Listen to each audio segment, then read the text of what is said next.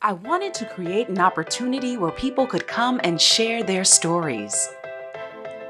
And when we open up our hearts, we allow others to help carry our loads while we in return help carry theirs.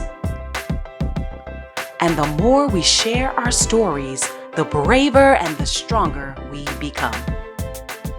Hi, I'm your host, Alicia Bonner of Extraordinary People I Know. Today, I'm going to talk to Justin Brimmer. Justin is a celebrity business manager, and I've had the pleasure of knowing him since age 15. I've watched him grow from a young high school student to a successful businessman. And today we're going to talk about how he spoke his life into existence. Hi, Justin. Hello. Welcome. Thank you. Glad to have you here. It's great seeing you again. So, one thing I remember about you, and this was, what year did you graduate? We're going to say this. Okay. 03. So we'll say about 15 years ago. And I Yeah. remember you talking to me, and I was your substitute teacher. And you said, Miss Bonner, I love starting things. Yeah. You know, you said, I love starting things. I don't necessarily finish it, but I'll start this and I'll start that. And not only that, what I liked about it is you could have taken that in a negative sense. You could have said, Miss Bonner, you know, I have problems finishing projects. Yeah. But when you told me, it was in a positive, you know, it was a positive energy. For sure. And it's funny because it's not really funny, but it's prophetic, right? Yeah. Because that's what you do today. You In help- essence. In essence. Right. Like, okay, so tell us a little bit about yourself. Well, that's a very interesting memory, right? Because ideas, if we look at the definition of it, is really a matter of creating strategies or how-tos, right? It's the idea of how to create electricity into a light bulb, right? It's the idea is like the construction word that we use of really the how to or the strategy of things. So it leads into what I do, right? Not everything that I come up with or generate or in terms of strategy is my own. It's not my job to implement, right? Most people come to me because I have the idea, the strategy of how to get from A to Z, but it's up to them, their teams, to kind of execute it on a day-to-day basis, right? So our clients are actors, athletes, agents, directors, and writers and composers, people who live and breathe entertainment, some form of fashion.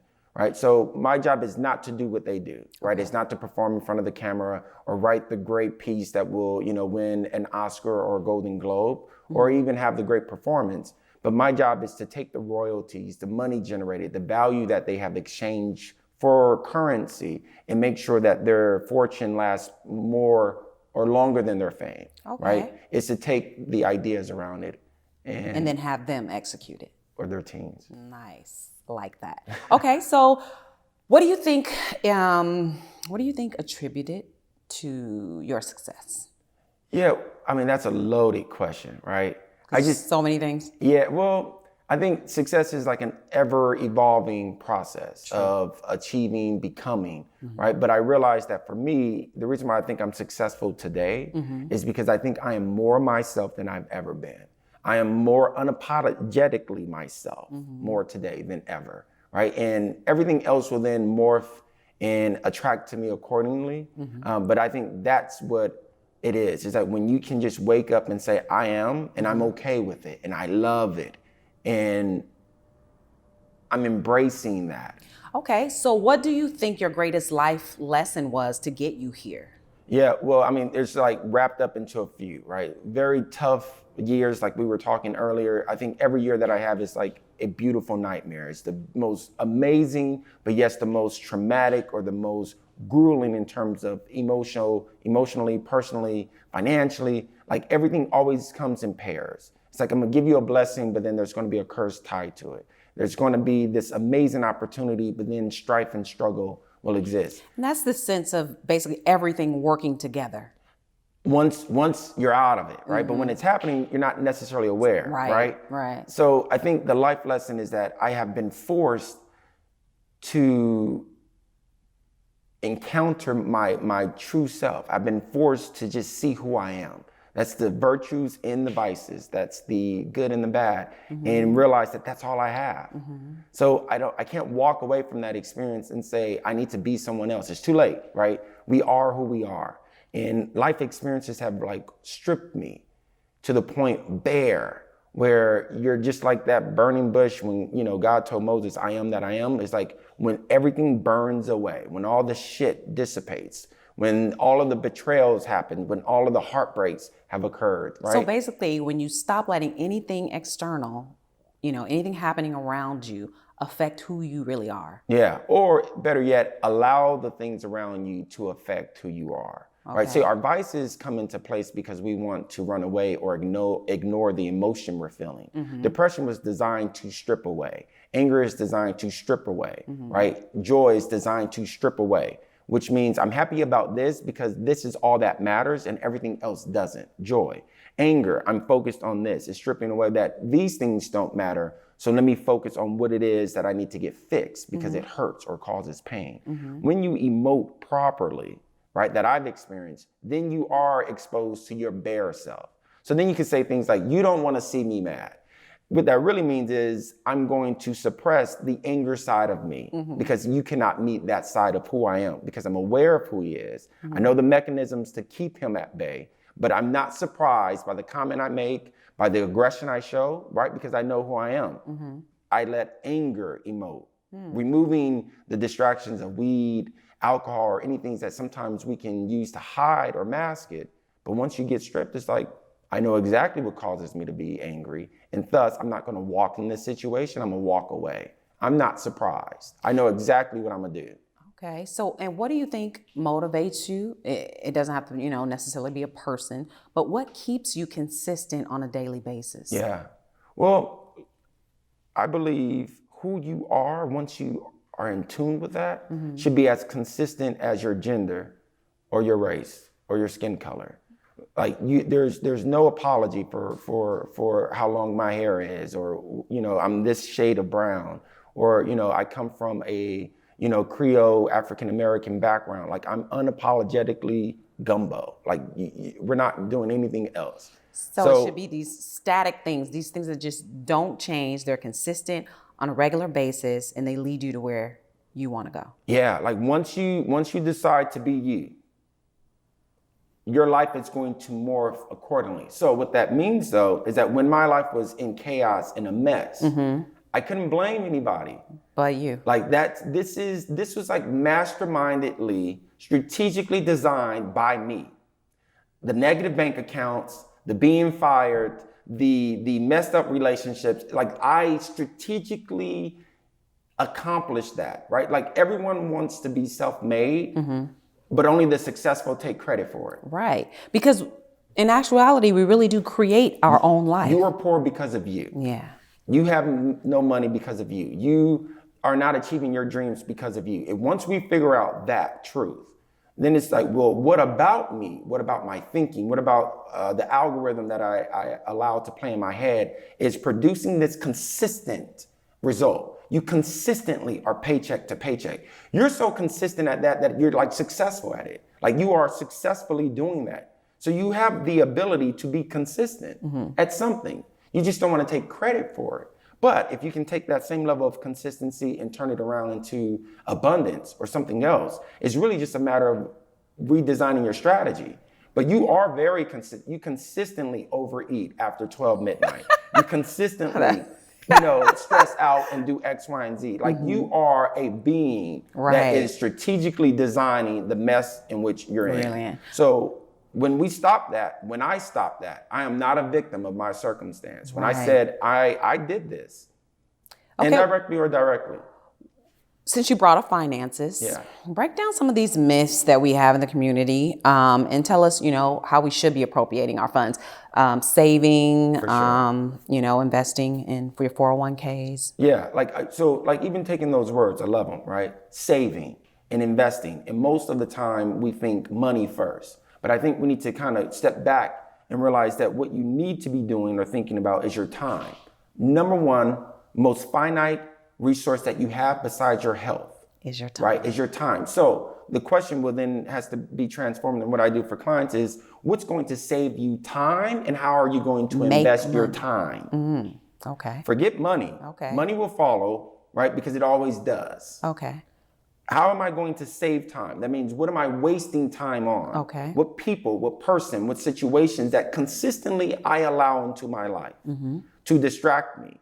Why, or better yet, I invite into my life because I want to be a loser. I invite into my life because I like the victimization of never achieving a goal. So everyone feels sorry for me. Everyone wants to support me. And I love the love that I receive for being a loser.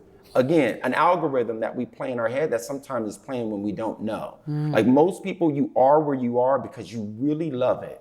Like you like something about it. So it could be the attention that you love, or... I'm the girl who has been unmarried for this long, but yet I get attention, love, and sympathy all the time because of it. I hate it a little bit, but I like it, right? So the same concept. What are we inviting in our life that's causing us to waste time? Self-pity, people, distractions, the relationship that's taking away from us. Because in essence, that's the only place that we feel needed. Because even though they are a loser, they need me and I feel valuable, right? When you start saving time, so we cut those things out. Now it's a matter of how do we invest our time? So we have our 9 to 5, right? But then from there, what do? Right? Like, for example, I love working out. Right? I love going to the gym, but I had to correct myself and say, I have not gotten not one client because I had a 6-pack. I don't get paid more to show biceps or not. Right. Right. So if I had the Rock, career where I get paid $20 million to look in the best shape of my life, or I'm not a personal trainer, where I am my walking billboard. Then you invest your time in the gym. But until then, I get more money if I read a book. Right. Right. I'll get more money if I analyze or read a script for a client and give some valid feedback or connect dots between missing links. Right. So it's, again, saving time and then investing. But then it's beyond that. It's protecting your time. Okay. And that's based off of who you are. Okay. Like, why is it that easy to knock you off your game and waste hours, especially in the first life of creating finance or creating wealth? You convert your time for dollars. So before you actually have money or dollars, you have time. But you converted an hour of, you got angry because someone cut you off in traffic. Exerting and that energy knocked you off your game for the first hour of your day, right? Mom who just has easy access to calling you at all times, which she really should be blocked from 8 a.m. to 8 p.m., right? Those are working hours. Or just your investing hours, right? Okay. She should be a 10 o'clock phone call. Make it consistent. But people have too much access to your most valuable resource, and then you're complaining why you don't have money. Right. So once you move from time for dollars, then it's going to deeper, because you realize this, and my clients, they don't get paid for what they do. Right? I think that's like really bad advice that people have said. Find your passion, do what you love, and then get paid for what you do. It's like the first layer of finances that's going to commit you from being to paycheck. Because when you stop doing, right, you stop getting paid. When you stop having the time, you stop getting paid. But my clients, who I am, most people that I meet that are successful in whatever they do, they get paid for who they are. Who you are cannot be stopped. And it can't be duplicated. It cannot. So I show up as myself. And compensation follows, right? Okay, so what kind of self-talk do you give yourself? And even think back about 10 years ago. What were you telling yourself back then that has manifested today? Right. So it's like one of those things where about finding yourself, and that's a process, right? I don't have all the chapters figured out yet. Okay. I have a few because of them. we're constantly evolving. You're evolving. That's why every day we're not finished. So let's remove the word evolving, right? Evolution takes years, hundreds of years, right? The cheetah is going to still be the same cheetah, the elephant, the whale. They're evolving, technically. Human beings are evolving, but you'll never see the results of evolution in your lifetime. Right, because it takes more Even than a though lifetime. 2,000 years ago, we looked somewhat like monkeys. Okay, so what word would you substitute You there? have to refine. Okay. Refinement, meaning there is a set material that exists. It is pure gold. Through the process of heat, in the process of refining, you become more and more of yourself. The impurities dissipate, but you are becoming more and more. So evolution is almost a slap in God's face in the idea that I did not do a good job in predestining you or pre-designing you. It's already there. I've done a great fucking job when I created the apple. and it's going to do and create itself upon itself continuously. Is it evolving? Or is it doing what it was supposed to fucking do? Is it so you living out its purpose? So for the same thing, your DNA, we are our individuals. Society, culture, our parents, sometimes our bad fucking parents, have put impurities in our life to make us forget or sometimes deny the fact that we were already gold. And now it's our job as adults to then think, how do I refine and take away the negative self-talk? How do I refine and get back to my essence? This is not an evolution. I was already it. Right. You know what I mean? And that's our own process, right? So, you know, when I was a kid, I stuttered horribly, like beyond horribly. I had speech therapy like 2 or 3 times a week from kindergarten. They're like, brother, from kindergarten to 5th grade, consistently. Bullying wrapped around that. Peer pressure wrapped around that, not feeling adequate wrapped around that, being called every type of name because there is if you notice a person speaking is wrong, then other things have to be wrong. So you're the butt of all jokes, right? All of those things were designing who I am, impurities, to then question you, who do you think you are? And how bad do you want it? Everything is designed to ask that question, right? Whatever setback, whenever someone says something about you or says your idea isn't good, designed. Right.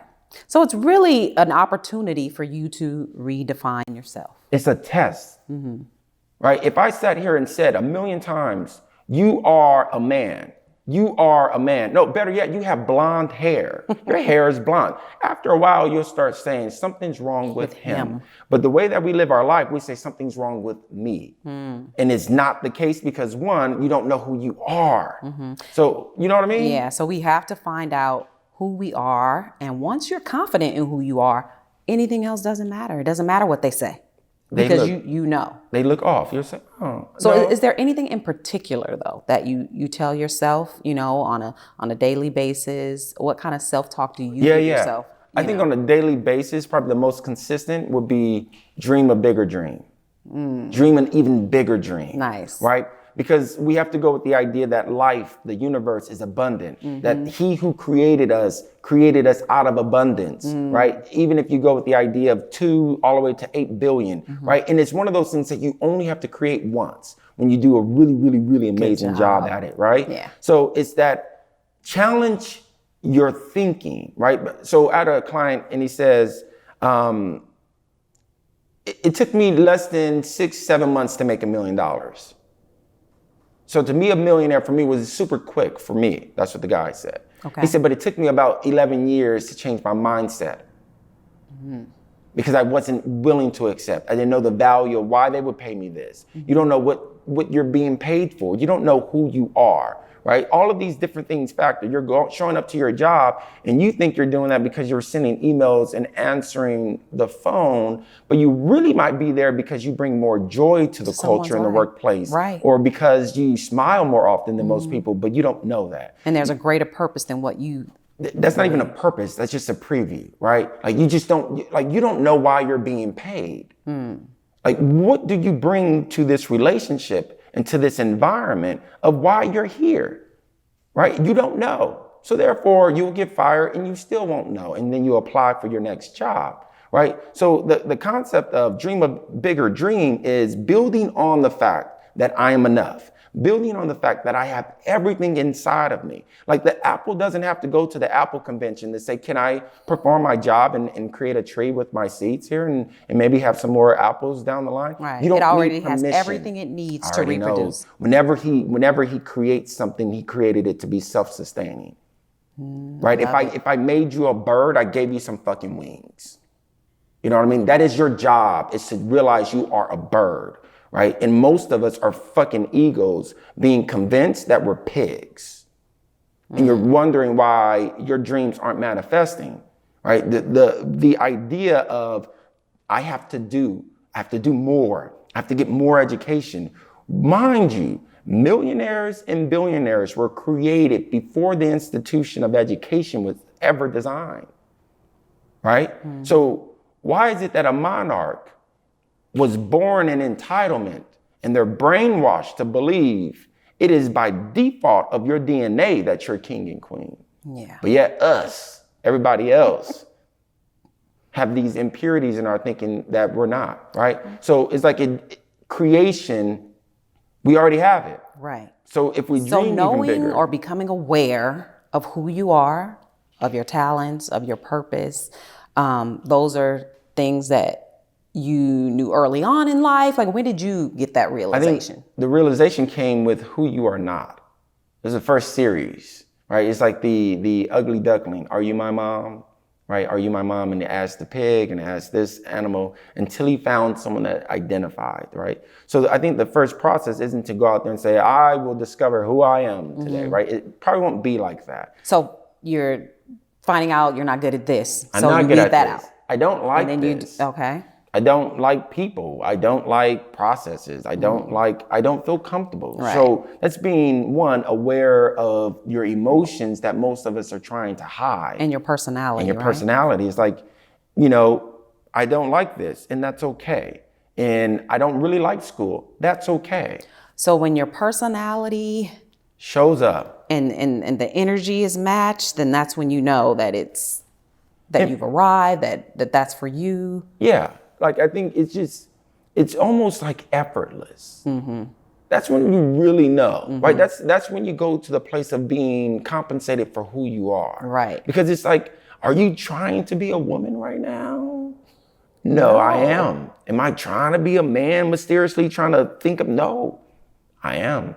Right? So it's just effortless, right? I'm just going to effortless be me. When that arrives, and it's just that feeling, that's when you know that I am myself. Okay. Do you have any advice to people who don't really know what their purpose is? They're still trying to figure it out. It's to have that mindset that I'm going to figure it out. I'm going to experiment. I'm going to put myself in situations that test me, that either reveal certain things. I think the first thing for that to be open is to move away from judging emotions as good or bad. Mm-hmm.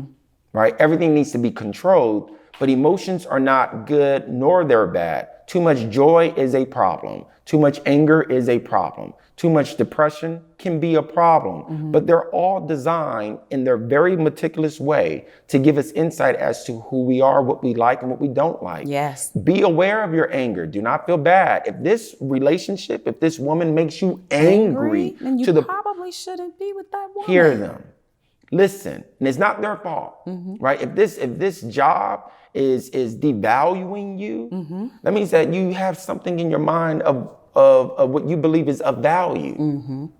That's different. And it doesn't have to character be that they haven't recognized. They don't treat me right. Then who are you to be treated right? What part of you is not being revealed that you know that you've kept a secret? I'm treating you like the person you show up to be, which is a person who's minimum wage, someone who makes $20 an hour, $15 an hour, who answers the fucking phone and sends emails. Are you more than that? Oh, you want me to give you permission to be you. I don't know you. I don't know what package you bring, but yet you're mad at me that I treat you less. It's a sign, not the person, not the characters. It's designed to say, I know something of that I'm worth more that they have not yet recognized, and it makes me angry. It pisses me the fuck off. Now, the question becomes, what is it? Well, I feel that my personality, I feel that my skill set in graphic design, I feel that they overlook and they give more credit to so-and-so when I actually did the work. Clues. So being in tune with yourself, listening to clues, taking the opportunity to try some things, to figure out what you do like, what you don't like, what makes you happy, what makes you angry. Yeah. And just doing and tracking that. it. Yeah, tracking it. And then you can come to the realization of what you were designed to do. And then you come up with then you come up with your formula, right? So now I will only be around people who make me feel this way. who reinforces that part of me that's been refined. I'm only going to be in environments that reinforce who I am. So if I come as gold and the first thing you say is, can you clean and mop the floor? I am in the wrong place. Thank you so much for your time. Thank you. Right? Yeah. When I show up to a relationship and I'm being overlooked, devalued, It's not their fault. I'm in the wrong situation. Right. Right. So when you then are aware of that and you're in tune with recreating and repositioning and eliminating the fear. Because I don't have to apologize that this does not work for me. Thank you, Justin. That was a mouthful. That was excellent. That was really excellent. I love how you are set and comfortable in who you are. Yeah. And you're able to succeed and show others that if you believe, if you, talk to yourself, if you're consistent, that you'll be successful. And not that that's it, because we're actually growing, and I'll replace the word with redefined. Or refining. Or refining, okay. Redefining ourselves or refining ourselves, on a daily basis. And that's the goal, to find out who you are, to be fearless, and then just to execute it. Yeah, right? yeah. Like that's that. effortless, Yeah. roughly. Because that's what the magic that they're selling. And it should be natural. That, hey, find your passion, find your love, right? And do what you love, and then you'll never work a day of your life. Right? Again, it's a misguided adage or word of wisdom, but the idea is something similar to, if you are who you are, it is effortless. It won't feel like work to be a woman, even though you have to get pretty, even though you have to, keep your maintenance up, but it's effortless. It's just an effortless flow, right? When you are you, it is that. So work is a byproduct, right? The bird doesn't say, I'll have to wake up at fucking 8 a.m. this morning and go fly. It just does it effortlessly. Because that's what I was designed to do, right? And I think that's what has changed my life and my perspective, is realizing that whenever there's a to-do list, understand that there's an industry and an enterprise around it. Someone's making money off of that to-do list that they placed for you, right? Oh, have a business plan. Even though I wrote over 350 business plans in my life, right? I wrote my first one when I was 12, but it's an enterprise. There's great businesses that were created without one, right? If I give you a to-do list, be aware that there is someone making money on that. So if I can convince you that there's a 5-step process from being Alicia Bonner today to the Alicia Bonner tomorrow, understand that there's 5 different businesses making money in that process. So if I can convince you that I am the one who gives you access to who you are, then you've just been sold, which is why we're consumers the majority of the time. So the apple, again, doesn't have to go to school. And the bottom line is, you have to be in control. You have to know that you create your own life. You're already it. Yeah. Thank you, Justin.